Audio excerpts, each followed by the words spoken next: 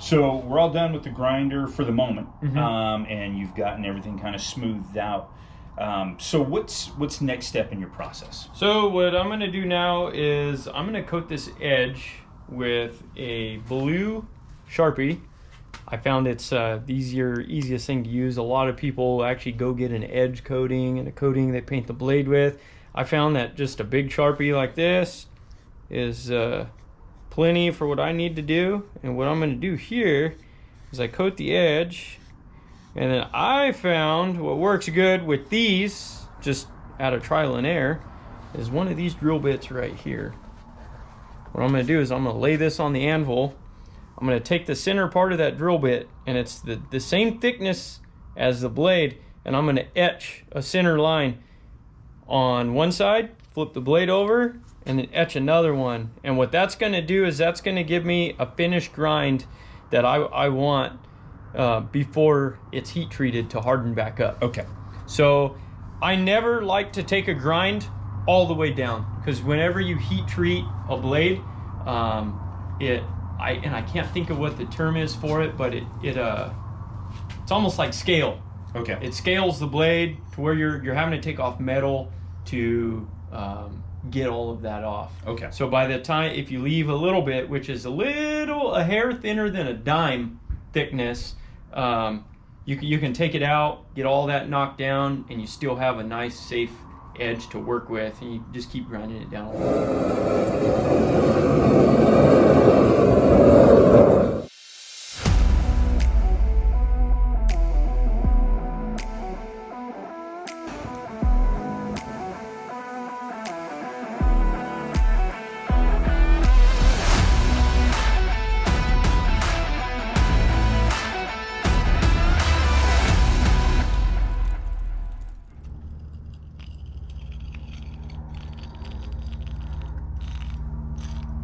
And I'm not really worried about dulling this bit. It's a cheap bit. I've got a ton of these step bits, but I just found that they work really well for etching these blades like this. Turn it over.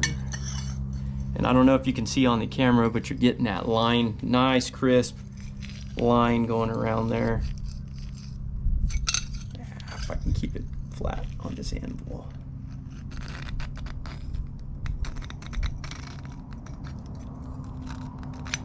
So what that does is that gives me a little bit of a gap. So this side, I'll grind to that edge, and then I'll flip it around the jig and grind from this side into that edge. And that'll give me a little bit of metal for putting it back into the forge for the heat treating process.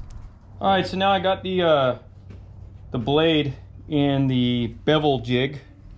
My table's set at 6 degrees, fresh belt. Now I'm ready to go to town on the this grind. So we sped up the process and already did the first side. So now we're gonna go ahead and do the second side and get it ready. This is kind of the last step before we heat treat things again. Now you'll see me, I will not wear gloves when it comes to using the belt sander, because I want to feel how close my hands are getting to it, and I want to feel the temperature of the blade. I don't want to get in too hot to where it's going to burn my hands. Not so that process isn't so needed now until after, but once it comes after the heat tempering process, I definitely don't want to get the blade hot. So I'm kind of working on that now, is keeping the blade cool from here on out. So I'm going to set the plunge grind, and then I'm going to draw off of the plunge grind.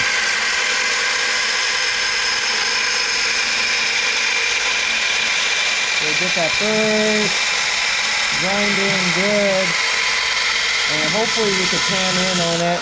But what that's going to do, that's going to line up both sides of that plunge grind there before I go into making the shoil, and I'll explain what a shoil is here in just a little bit.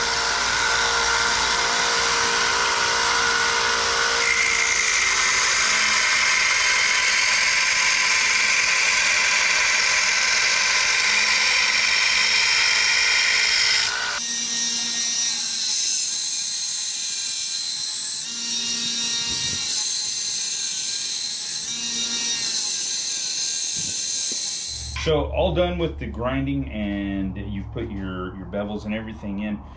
So, like we've said, where do you go from here in the process? Okay, so what I'll do is I'll pull it out of the jig.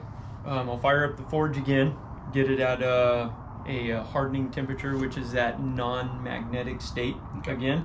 But this time, I'm going to let it soak in there a little bit, get it out, and I'm going to normalize it. I'm going to run through 2 normalizing cycles. And what I'm doing with that is I'm getting it to that non-magnetic state, and then I'm going to set it on my anvil and let it cool to a room temperature to where I can grab it barehanded. And then I'm going to throw it back in the forge again, get it back to its non-magnetic state again, and do that again.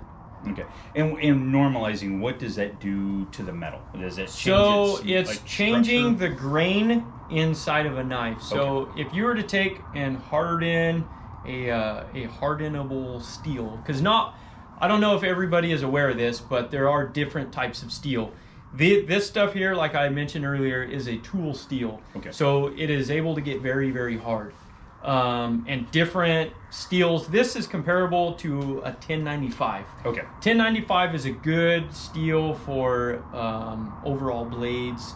It's not the hardest steel that you can get. There's other steels that get a whole lot harder than that.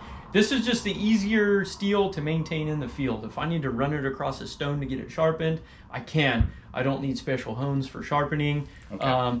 The blade may not last as long as some of those other steels, but it's easier to sharpen when I'm in the field. If I'm gutting a deer, skinning a deer, I'm butchering a deer or a wild pig or something, I want to be able to roll down the window of my truck, take that edge of the window, sharpen my blade, and get back to butchering. And during conversation you were mentioning that's kind of a little hack that you mentioned, is that you can utilize the edge of your window in order to hone your blade, because it's almost like honing it on diamond. Right, correct. Glass is always, I don't know, it's kind of weird to say, because glass is the edge of glass is stronger than steel, even though steel will break glass. Right.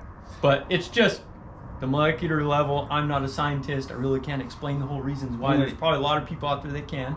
And it's like we've talked about before too with the strops, using leather in order to hone. In fact, I got a good one here. Yeah. Soft material that will put an edge on something. Yeah. And it really does take metal. You wouldn't think that leather, a flesh, would actually take metal off, but it does. It's just kind of one of those things. And obviously we've talked about in previous videos the honing straps. You have one here, like a honing block, or the strops and the pocket strops. I've showed this before, but those work great in the field too. But like I said, that's a great hack with the window, using the edge of that in order to hone because your blade. Most of the time you're with a vehicle anyways. You can roll that window down, run a couple passes, and it's sharp again. That's what I like about this steel, and the 1095. But like your mild steels, pretty much what your cars are made out of. Steel for I don't know, any type of steel around here. Most of your tools and stuff, handles, are mild steel. They just will not get hard.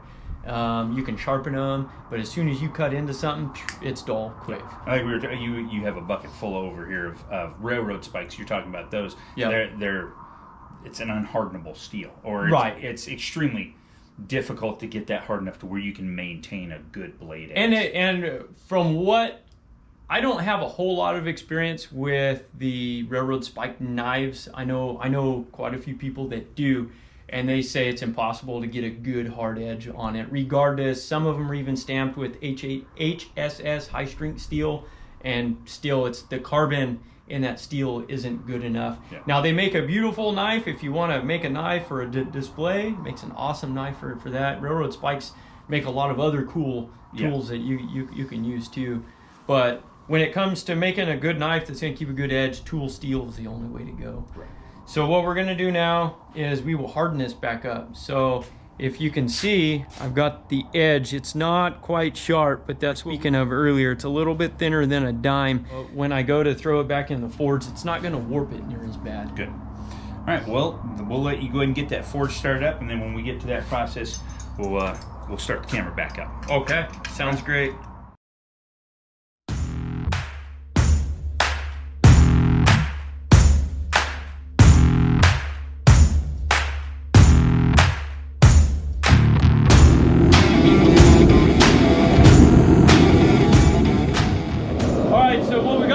here, there's a step that I haven't explained yet, and it's heating up my quenching liquid. So the quenching liquid I run is a canola oil. Works very well for these farrier's rasps and 1095 steel. So what I'm doing with the rebar in the forge right now is I'm heating up that rebar, and I'm going to heat up my quench tank to roughly 120 to 140 degrees before I'm able to quench the knife. So for now, I'm going to stick the knife in there and let it soak in.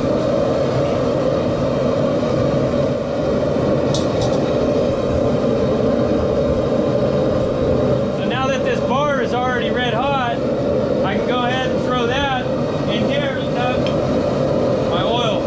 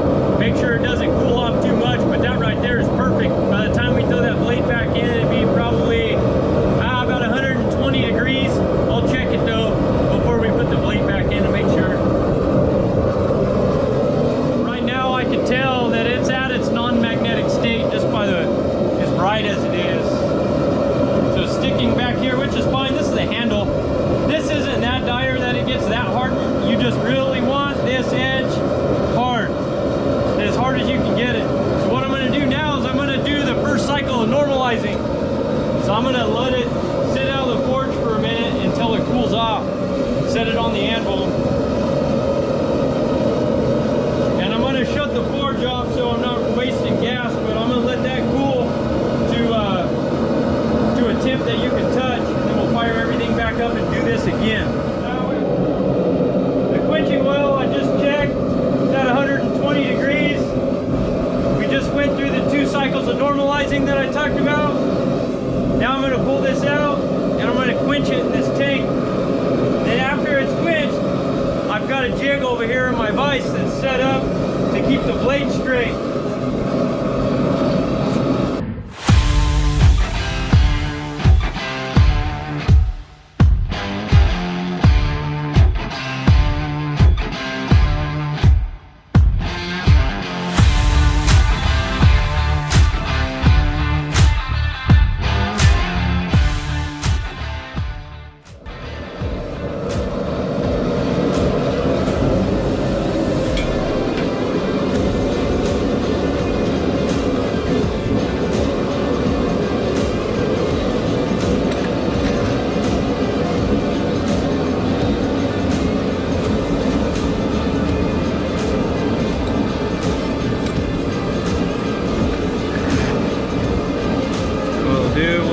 That clamped up and let that completely cool to where I can grab it with my bare hand. And what we'll do from here is we'll take it in the oven. I'm going to run 2 cycles. Run the oven up to anywhere from about 400 to about 410 degrees. Let it sit in there for an hour. And then we'll pull it out, let it cool off. We're going to do that twice. And then when we take it out, it's completely heat treated back up.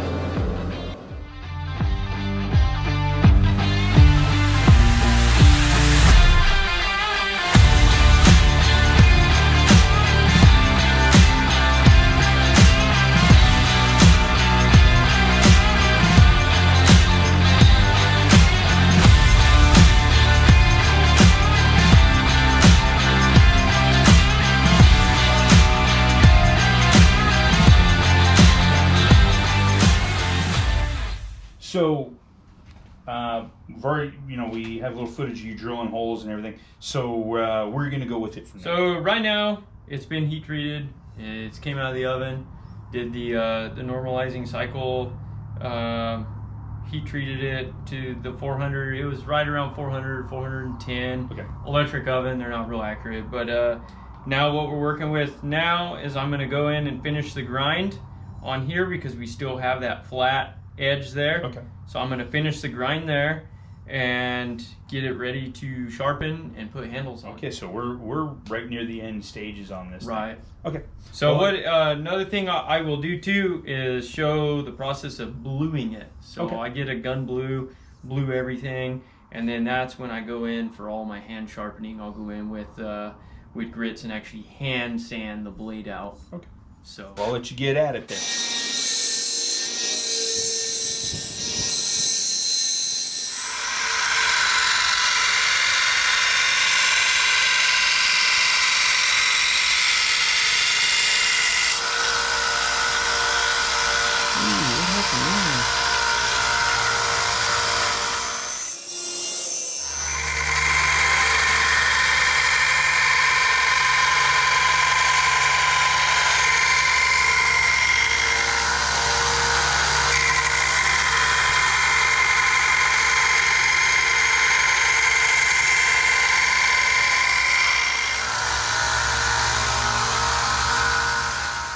So, holes drilled, we've got it all cleaned up, we've heat treated everything. We're down to our final stage, right? Or our final couple of stages. So, where's this knife in the process? So, there was a process that I did that we didn't show, and it was just a quick coating. It was a gun blue by Casey Birchwood. In fact, I'll grab the blue. But the stuff that I use, it was just a Casey Birchwood super blue, like you would blue a gun. Leaves a nice black coating on it. I kind of like a contrast. I think it looks kind of neat. So when I go to sand the edge of the blade, it will show the grind, and the grind will really pop, and looks really good, I think. So it really doesn't serve any purpose other than aesthetics. It doesn't harden the blade, doesn't make it any. Correct. It's just an aesthetic. Correct. Look. It's just an acid etch to it and it's still rustable. It'll still rust with that coating on it. Okay. If you wanted to take it, they sell a coating that you can put on it to keep it from rusting. Okay. But me personally, a little bit of vegetable oil right in the sheath, and that's how all my knives are. But, so now that we've got it blued, now you're going to start to go ahead and refine that edge. So I'm going to refine that edge. I'm going to start with anywhere from like 220, 260. I think the sandpaper I have there is like 200 or 360 grit. Okay. I'll go from there. I'll hit it with some 400, some 600. See where it's looking from there. I may go into 8 and possibly 1,000, just depending on where my edge is at from there. And the higher up in the grit you go, obviously that's a finer sandpaper. Finer sandpaper, okay. Correct. So because when you're originally grinding on your pedestal grinder or on the sander, you're utilizing that's a 30 grit or 40. Yeah, grit. that's anywhere from a 36 to a 40, sometimes 50 grit. Okay. So that's a really, really rough grit. And you get up into like the 800,000. It's almost like rubbing straight paper. Correct. Yeah, it didn't feel gritty at all, but it really hones that steel down. Okay. Pretty well. Cool. So I will. I got a couple blocks that I make that I use for sanding these bevels. Seem to work good for me. So what I'm gonna do is I've got 2 pins and a tube. So I'm running a tube so we can run a lanyard down it later on after it's all done. But I will drill a hole, drop a pin, move on to the next one, to the front one, drop a pin in that one, and then drill the last one, drop a pin through that. Then everything, all 3 pieces will line up. So when we go to put them all together, put them straight together and everything flows really good.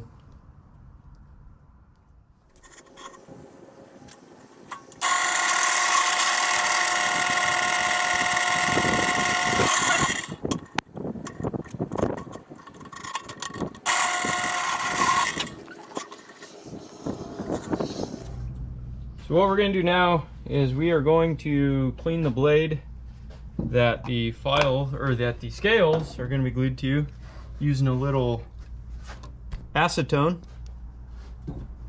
Kind of gets rid of all that impurities in the metal, any kind of oils that from the heat treat, the quench, clean all that out of there. Now, you use the term scales.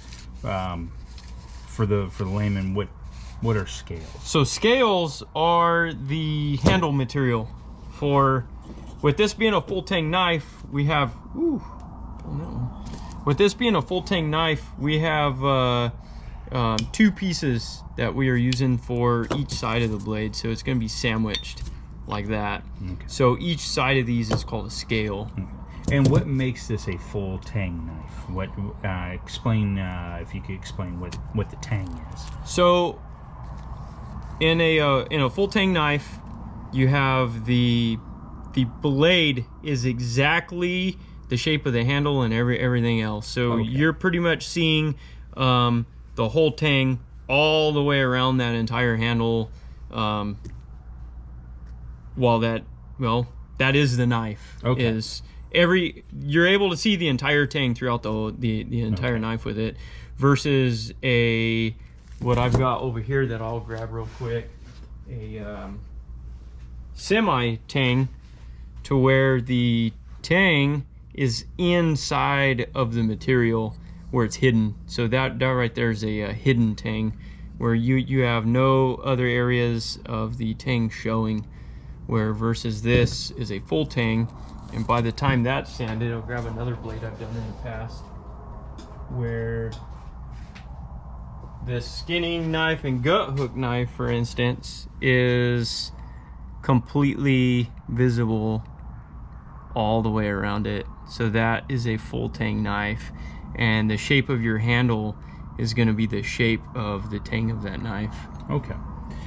You mentioned earlier the term choil. Could you explain to us what the choil is? So the choil, on this knife here, the choil is going to be here. This is called a choil grind. Hopefully the camera can pick that up. It looks like it can. And what that's going to do is that's going to allow you to be able to sharpen this blade without getting into the ricasso. And I mentioned a ricasso earlier. The ricasso is the area between where your handle is at and where your plunge grind is at. And your plunge grind is going to be the initial grind set right there along the ricasso. And what the choil does, and it's spelt C-H-O-I-L, I believe, that's ground into the blade where it meets the ricasso. So when you go to sharpen it, you're not damaging the ricasso or not getting into that, and you're not damaging your plunge grind. You're able to grind that and keep away from all of that. Outstanding. So now that I've had that wiped down with acetone, I'm gonna wipe down this stuff here with acetone. And what I'm using here is a AA grade walnut. Some pieces that a friend of mine got off from making gun stocks. And so now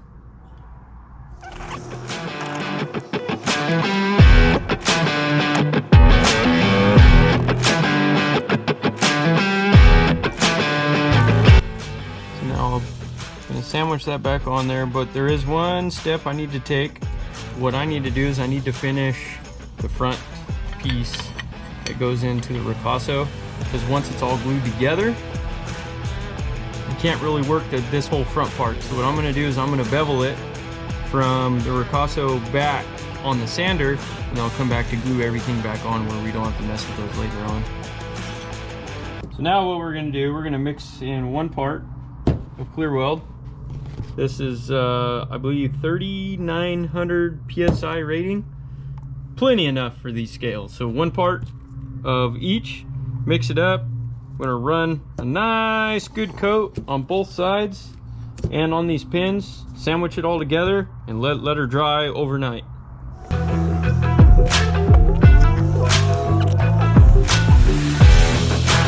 Now when they say 5-minute epoxy, is it truly 5 minutes? So it sets and starts hardening up in about 5 minutes. And with as warm as it is right now, in early September, it's still in the 90s out, it could set up a little bit faster. So I'm really trying to get this mixed up and glued in as quick as I possibly can. Because yeah, it does set up in 5 minutes. And then it takes a couple hours for it to fully harden. So I'm not real stingy when it comes to gluing these because I want this stuff to really sandwich in there real good. I want to imagine too, with it being a rasp, you still have some of those grooves and you want to really fill that. Yeah, you really got to fill those grooves, and I can come back through once I get it together and get it off the ricasso.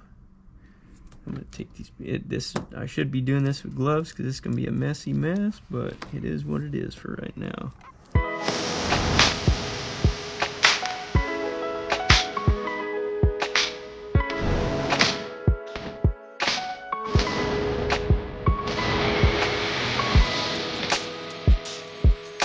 Now, a lot of people really stress over getting epoxy inside of these. What I like to do is I get a Q-tip soaked in acetone and run that in there. It'll clean it out just fine.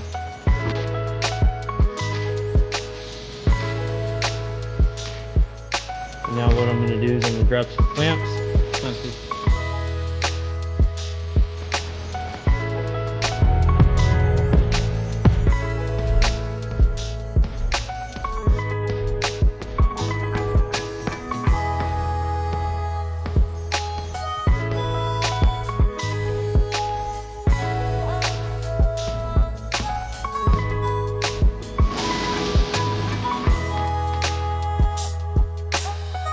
So, been a long day, but we're right down near the end of the process.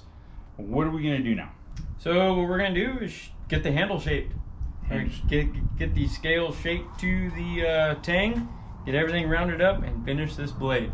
Outstanding. Now, for expediency and for time, this is a secondary blade he already had ready. The other one is still in the curing process. We weren't going to be here for 24 hours to bug Brandon in his home. So we're going to go ahead and stand by, watch him shape this thing, and hey, we're going to have a completed blade, but pretty much all in one day. So we'll let you have at it, brother. All right, sounds good.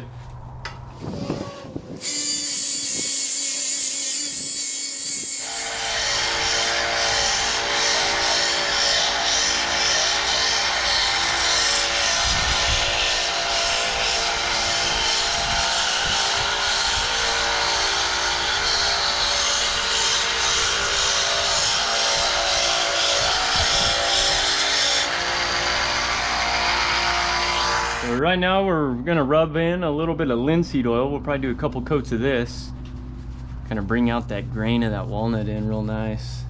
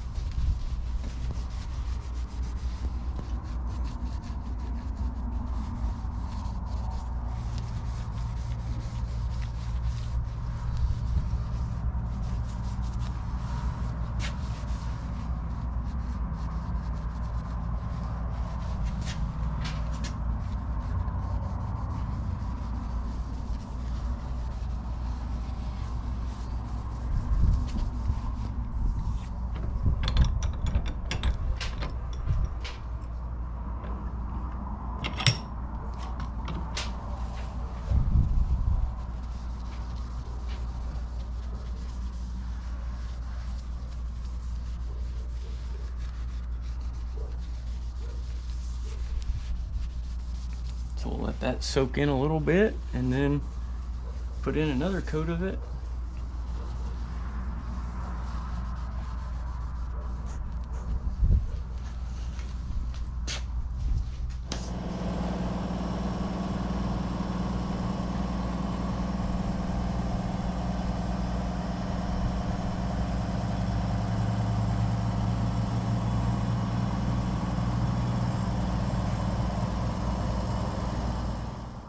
So, at the end of the day, we have a custom knife made by Brandon Craig, and we thank him. This is an amazing job.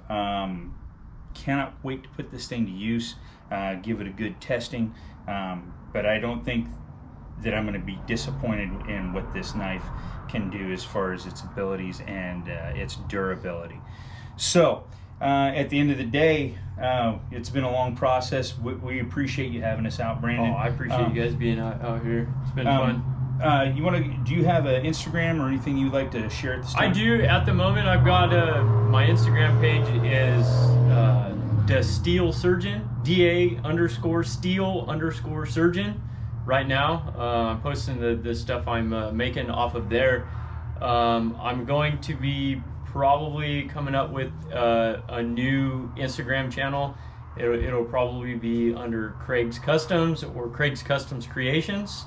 You probably will find it there. I haven't started that yet, but I may end up starting that here before too long. Craig's Custom Creations will be a business that's coming up here pretty soon, so I'll be getting that stuff started. So there'll be a lot more footage from there, and I'll be looking forward to seeing what the torture test of this blade does. Absolutely, and in a follow-up episode, what we're going to do is we're going to do a Q&A with Craig after we've tested the knives, the blades, and see what their worth is, and I guarantee you we're not going to be disappointed. So for Last Boy Scouts, we want to thank you for tuning in again. I'm Reed the Beard. Scott had to step away. He had some other obligations today.